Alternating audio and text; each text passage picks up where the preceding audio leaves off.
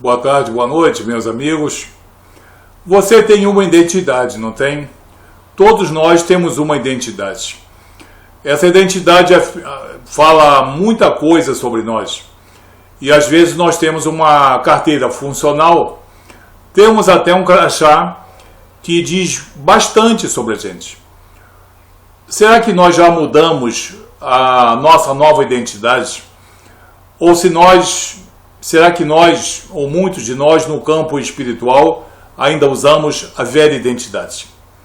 Nós precisamos ter uma nova identidade. Porque no campo espiritual, no campo doutrinário, no campo moral, em todas as áreas da vida humana, quando nós passamos a estar sob a direção da palavra de Deus e sob a direção dos profetas, dos apóstolos e de Jesus Cristo, e sob a atuação do Espírito Santo de Deus, Ruach HaKodesh, nós temos que ter uma nova identidade. Porque a velha identidade serve para o mundo secular, mas a nova identidade não serve para a cidadania cristã. Eu estou falando de uma identidade moral e espiritual. Muitas pessoas têm uma identidade em que você pode identificar ali um compromisso com o mundo. E há muitos homens e mulheres em que você pode identificar um compromisso moral e espiritual com a vontade de Deus, manifesta em Jesus e manifesta na palavra revelada. Muitas pessoas querem ter uma velha identidade e andar em um novo caminhar. Isso causa confusão.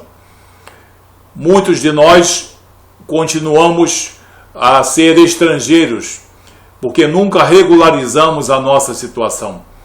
Outros são apenas forasteiros que chegam, ficam algum tempo e saem. E ninguém sabe de onde veio, o que fizeram e para onde foram. Então nós não podemos mais ser forasteiros nem estrangeiros, mas concidadãos. Concidadãos dos santos. Nós temos que ter uma nova cidadania. E essa nova cidadania nos exige uma nova identidade.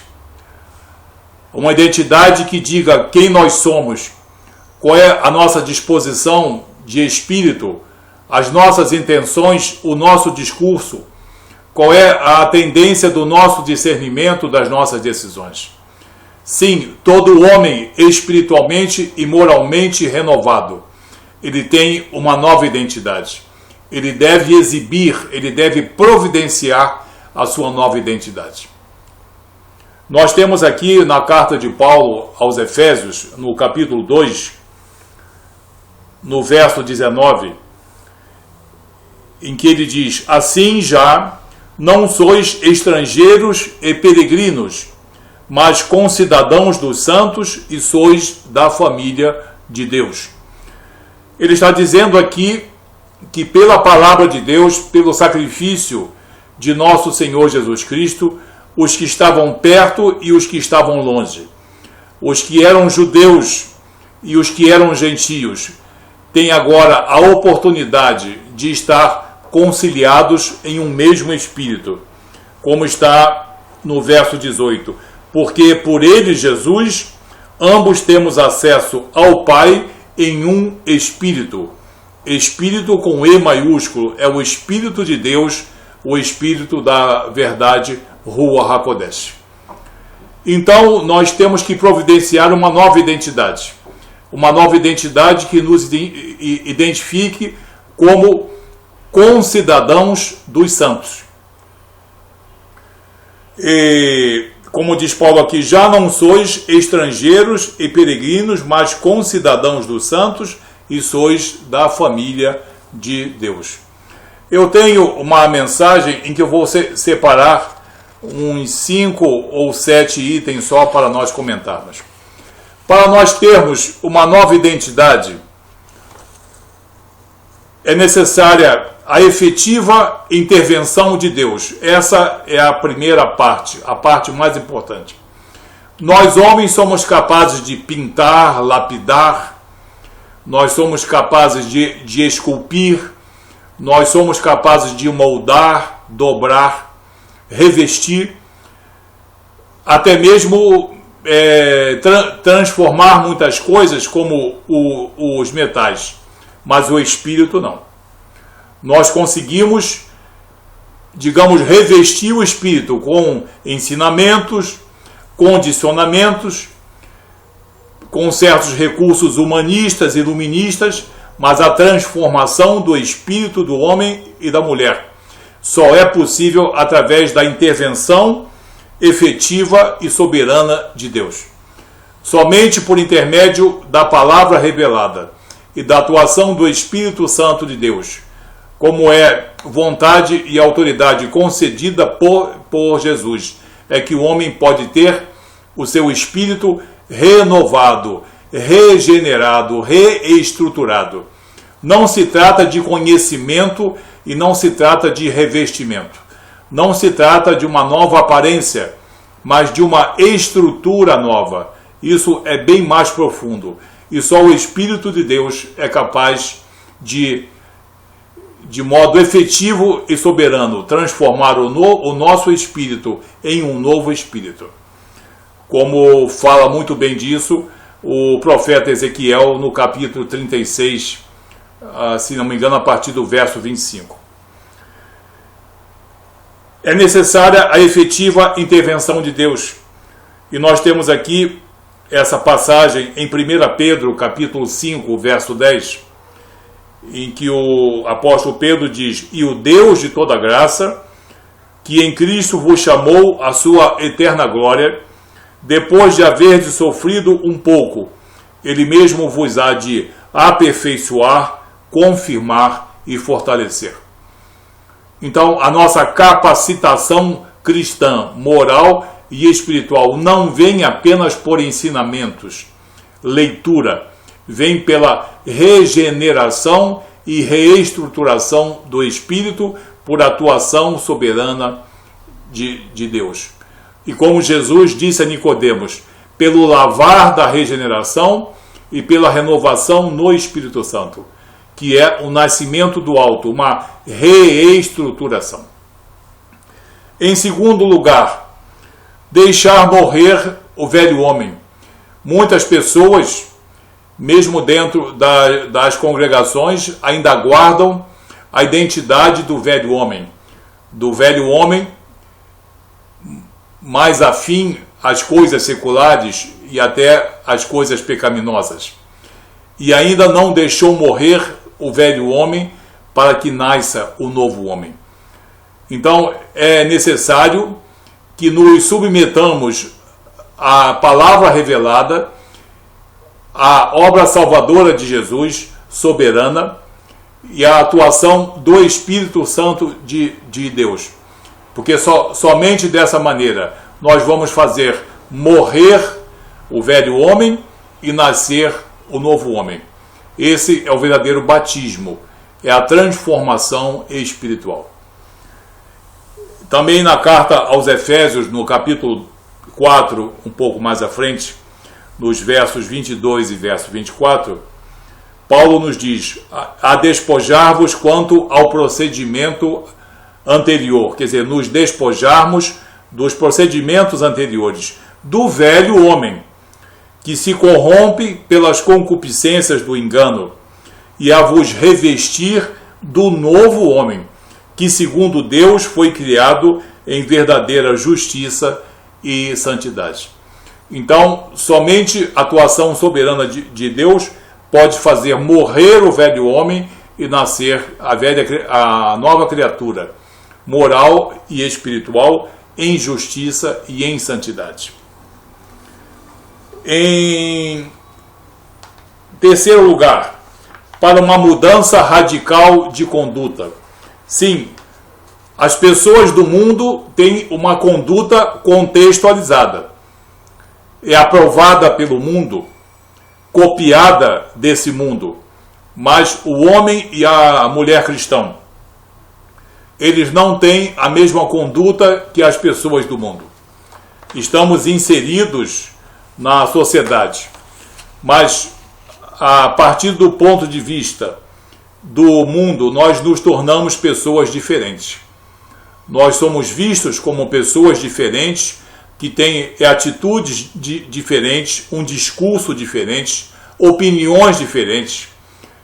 Na hora de nós decidirmos e de nós avaliarmos, há uma diferença muito grande em nós. Porque nós precisamos mudar a nossa conduta quando nós nos transformamos em homens e mulheres cristãos. E essa nova identidade vai ser também demonstrativa, vai constar dessa identidade a nossa nova conduta.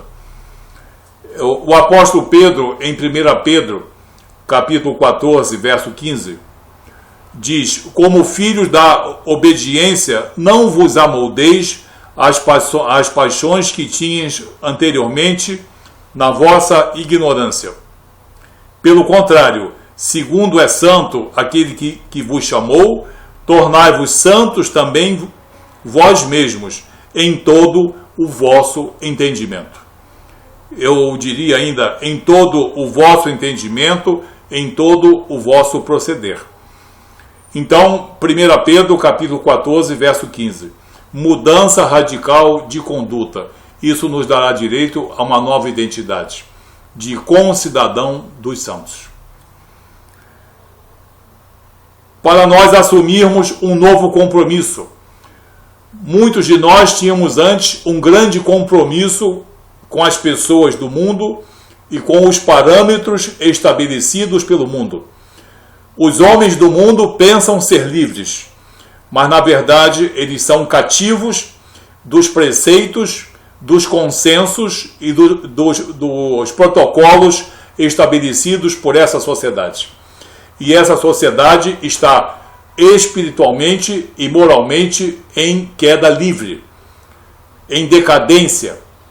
Isso é mais do que evidente, não é preciso nenhuma prova testemunhal, nenhuma prova documental para nós sabermos que a nossa sociedade está indo para o fundo do poço, se me permitem isso. É a adulteração de valores, da pessoa humana, dos relacionamentos, dos matrimônios, da família e das instituições. Então, não existe argumento para o mundo. Por mais envaidecido que seja o mundo, ele tem um compromisso com as coisas erradas. E Satanás é o príncipe desse mundo. Mas nós temos um novo compromisso.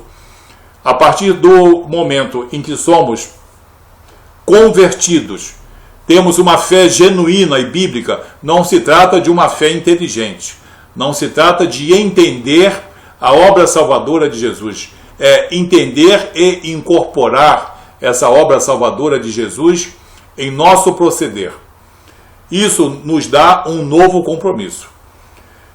E o apóstolo Pedro, também em 1 Pedro, capítulo 2, verso 9, nos diz um verso já bastante comum entre nós.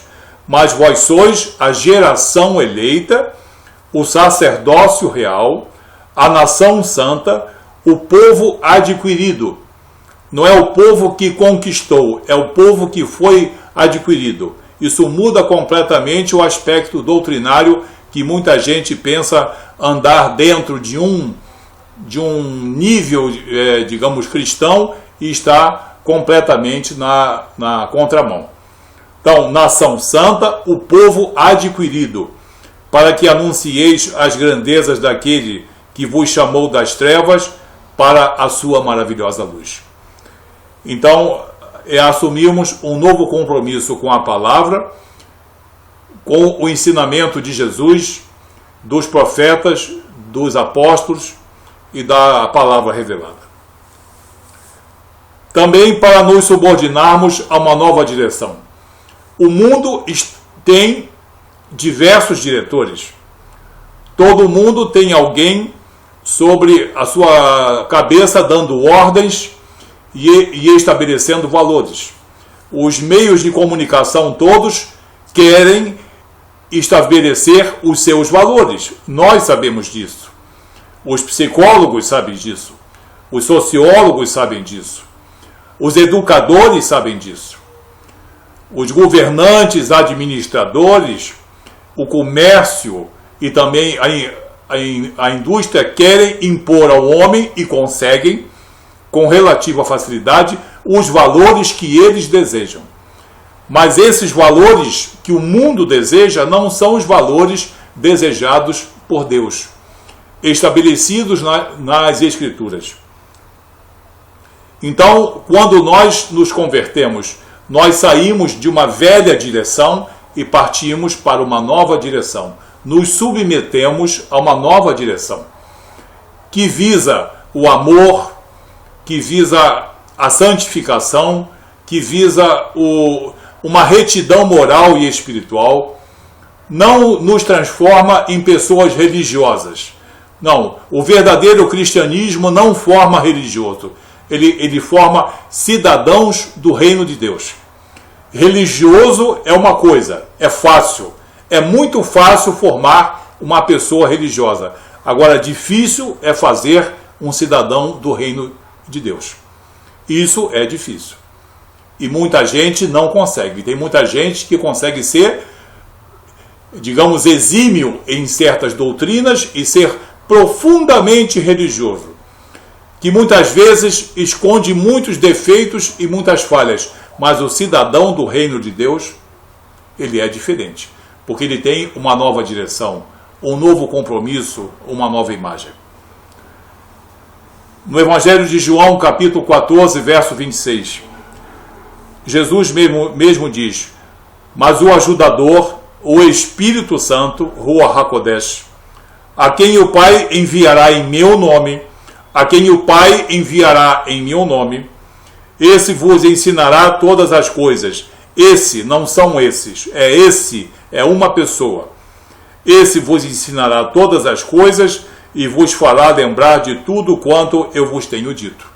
Evangelho de João, capítulo 14, verso 16.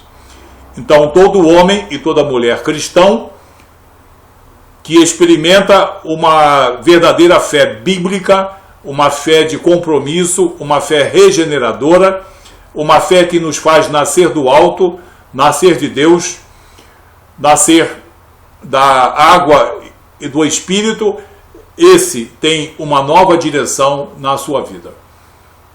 Por isso, o poder transformador da palavra de Deus e do Espírito Santo de Deus. Porque a nossa direção é inteiramente nova. Nós temos uma nova direção em todos os aspectos. Se algum homem ou mulher cristão não está sob nova direção em algum aspecto da sua vida, é porque não está deixando que a palavra de Deus, não está deixando que o Espírito Santo atue amplamente em sua vida. E para nós terminarmos, são mais de 10 itens que eu coloquei, mas eu só vou citar mais um. Para nos apoderarmos de uma nova herança. Sim, nós devemos ser concidadãos dos santos. Tirarmos uma nova identidade. Conquistarmos uma nova identidade. Que na verdade foi conquistada por Jesus. Mas nós temos que providenciar, por intermédio do Espírito Santo e da palavra, essa nova identidade para nós podermos nos apoderarmos de uma nova herança. Não se trata de um legado, é uma herança realmente. Paulo, em Gálatas, capítulo 4, no verso 7, diz: de sorte que já não és escravo, porém filho, e sendo filho também herdeiro de Deus. Amém? Muita gente continua sendo escravo do mundo e dizem às gargalhadas: eu sou livre, eu posso tudo. Mal sabe ele que é um pobre, cego e nu, como diz a Bíblia. Mas aquele que é uma nova criatura, nascido pelo lavar da regeneração e pela renovação do Espírito Santo, esse que é uma nova criatura, que agora porta uma nova identidade, e que é concidadão dos santos, e que é filho de Deus, ele está apoderando-se de uma nova herança. Uma herança para essa vida e uma herança para a vida eterna. Amém?